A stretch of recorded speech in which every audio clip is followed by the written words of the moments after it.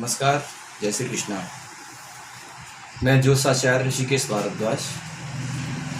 आज आपसे मैं गुरु पूर्णिमा के विषय पर बात करूंगा। जो गुरु पूर्णिमा का पर्व है वो क्यों मनाया जाता है, इसका कारण क्या है, इसे किस तरीके से मनाना चाहिए। ये गुरु पूर्णिमा जो दिवस है वैसे आषाढ़ महीने के शुक्ल पक्ष की पूर्णिमा के दिन मनाया जाता है। इसको व्यास पूर्णिमा के रूप में भी हम लोग मनाते हैं। सज्जनों, गुरुर् ब्रह्मा गुरुर्विष्णु गुरुर्देवो महेश्वर गुरुर साक्षात परम ब्रह्म तस्मै श्री गुरुवे नमः। गुरु का एक बहुत बड़ा स्थान है हमारे जीवन में। गुरु एक वो ज्योति पुंज है जिस तरीके से एक दीपक की लौ और समस्त अंधकार को दूर कर देती है, दीपक जलाते ही अंधकार दूर हो जाता है, वैसे ही गुरु की भी महिमा है। गुरु की महिमा इतनी बड़ी है कि अगर गुरु जिसके जीवन में हो, जिसके जीवन में गुरु का ज्ञान मिल जाए, जिसके जीवन में जिसके गुरु मार्गदर्शन के रूप में हो, तो उसके समस्त अंधकार जीवन के दूर हो जाते हैं। क्यों? क्योंकि गुरु एक साक्षात ज्ञान की मूर्ति है, जीवन में प्रकाश देने वाला एक ज्योति पुंज है। गुरु की महिमा शास्त्रों में वर्णन जो की गई, तो वो गुरु ब्रह्मा विष्णु महेश्वर साक्षात परम ब्रह्म पर ब्रह्म के समान उनकी उपाधि दी गई। क्यों? क्योंकि गुरु ही हैं ऐसे मार्गदर्शन करने वाले जो किसी भी गति को जीवन में कितना भी बड़ा प्रकाश गुरु के माध्यम से हमें मिल सकता है। जिसके जीवन में गुरु नहीं, जिसके जीवन में कोई विद्या नहीं, उसका जीवन नीरस है, पशु के समान है, अंधकारमय है। और इस गुरु पूर्णिमा का जो दिन है वो विशेषतः गुरु जी के लिए ही समर्पित किया जाता है। गुरु शब्द का मतलब है गु माने अंधकार, रु माने प्रकाश की।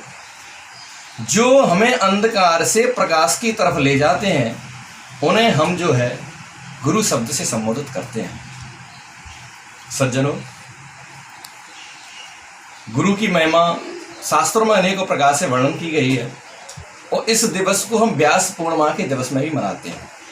क्योंकि हमारे हिंदू वैदिक सनातन धर्मों में सबसे बड़ा महत्व जो रहा वो व्यास जी से शुरुआत हुई। क्योंकि जितने भी वेद शास्त्र पुराण उपनिषद मीमांसाएं, इनकी जितनी भी उन्होंने लिखा, सबसे पहले हमारे सामने जो प्रकाशित किया वो व्यास जी ने किया। इसलिए हम सबसे पहले इनको व्यास पूर्णिमा के रूप में भी मनाते हैं और गुरु पूर्णिमा के रूप में मनाते हैं।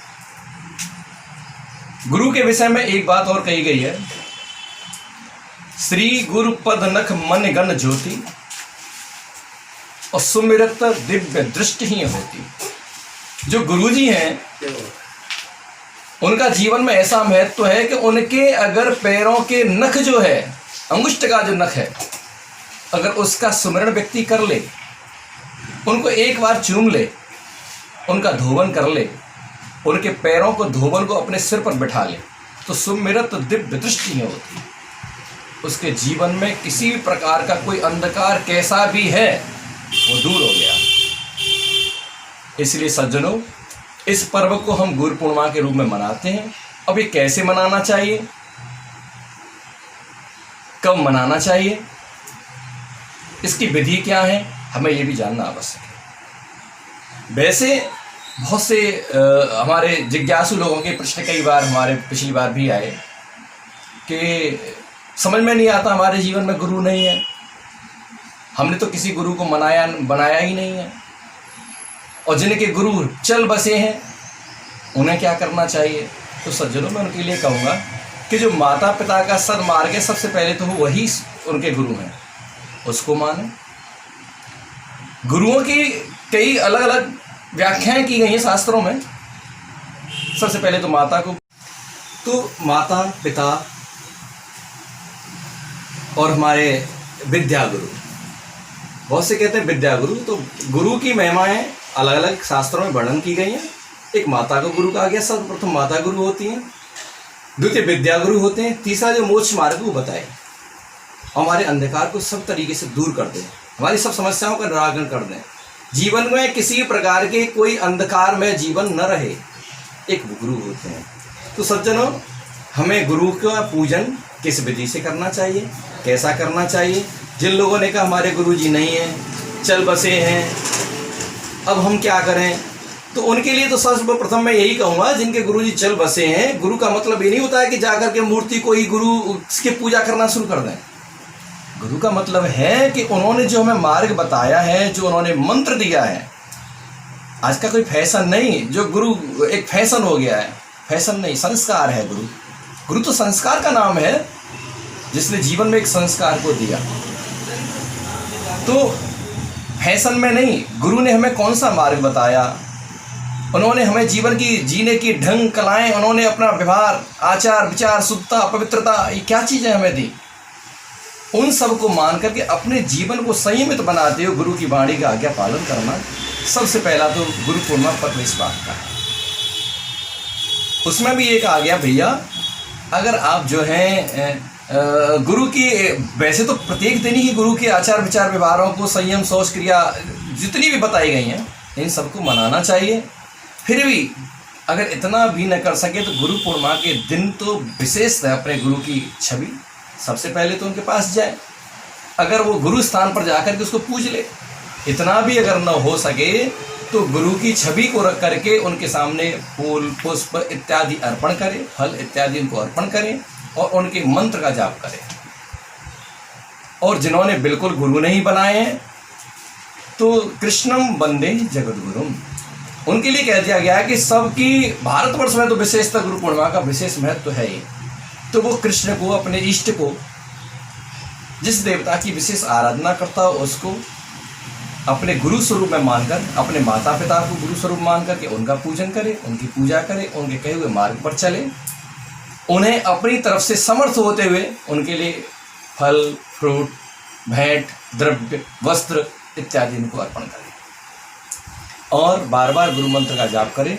और अगर ये भी नहीं होता है तो व्यास पूर्णिमा के रूप में जब मनाया जाने वाला ये पर्व है, तो व्यास पूर्णिमा के रूप में मनाने वाला जो पर्व है, तो व्यास जी ने जितने धर्म ग्रंथ शास्त्रों का जो उन्होंने लेखन किया है उनका अध्ययन करें विधि पूर्वक, और भगवान कृष्ण, शिव, अपना इष्ट, देवी आराधना, इन सबको गुरु स्वरूप मान करके उनका जो है मंत्रों का जाप करें। और गुरु की महत्वताएं शास्त्रों में अनेकों प्रकार से वर्णन की गई, अनेकों प्रकार से बताया गया।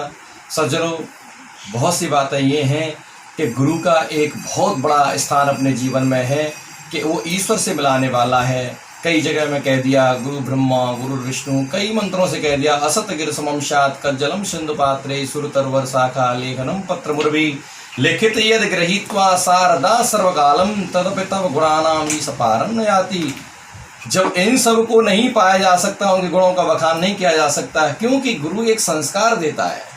माता जन्म देती है, पिता जन्म देता है, लेकिन गुरु जीवन में संस्कार देता है, एक अंधकार को दूर करता है, एक मनुष्य बनाता है।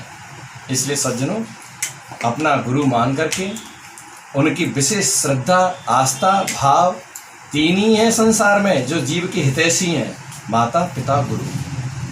सर्वप्रथम माता पिता, द्वितीय और तीसरे गुरु, जो अंतिम स्थान दिया गया गुरु। इसलिए गुरु को भक्ति भाव, श्रद्धा, इन सब को मान करके और अटूट विश्वास उनके मंत्र पर मानते हुए गुरु पूर्णिमा महोत्सव को मनाएं। और इस वर्ष जो है 5 जुलाई 2020 आषाढ़ महीने के शुक्ल पक्ष की पूर्णिमा, दिन रविवार के दिन गुरु पूर्णिमा का दिन है। सज्जनों, इस दिन जो है प्रातःकाल शौच इत्यादि से निवृत्त होकर के पहले ही दिन व्रत रखें, गुरु पूजा करें, गुरु के स्थान पर जाएं और शास्त्रों का, पुराणों का अध्ययन करें। और इन सब को अध्ययन करने के बाद अपने गुरु मंत्र का ज़्यादा से ज़्यादा दीपक जला करके और जो है गंगा इत्यादि स्नान करते हुए शुद्ध क्रिया के द्वारा गुरु का स्मरण करें। और गुरु का स्मरण से मतलब है उनके मंत्र का बार बार स्मरण करना, जाप करना और उनके बताए हुए मार्ग पर चलना। इसलिए गुरु पूर्णिमा के महोत्सव के विषय में आपके लिए बताया गया। गुरु पूर्णिमा की आपके लिए बहुत बहुत अनंत शुभकामनाएं, और आपके जीवन में ऐसा हो गुरु पूर्णिमा यानी गुरु की पूजा करने के बाद में आपके जीवन के जितने भी क्लेश हैं, दुख हैं, जीवन में समस्याएं हैं, वो गुरु पूजा करके आपकी सब दूर हो जाएं, और आपके जीवन के जितने भी उद्वेग हैं, जितने भी आपने जीवन में अपनी समस्याओं को पाल रखा है, ज्ञान रूपी एक मंत्र के द्वारा गुरु के दिए हुए मार्ग से आप चल करके अपने समस्त व्याधाओं को, समस्याओं को आप दूर कर लें। हमारी आपके लिए अनंत शुभकामनाएं।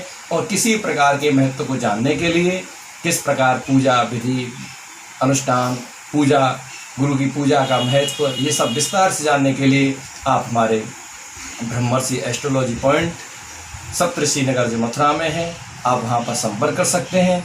और हमारे कार्यालय का जो नंबर है 9759180065, उस पर संपर्क कर सकते हैं और जान सकते हैं विस्तार से गुरु पूजा के महत्व को।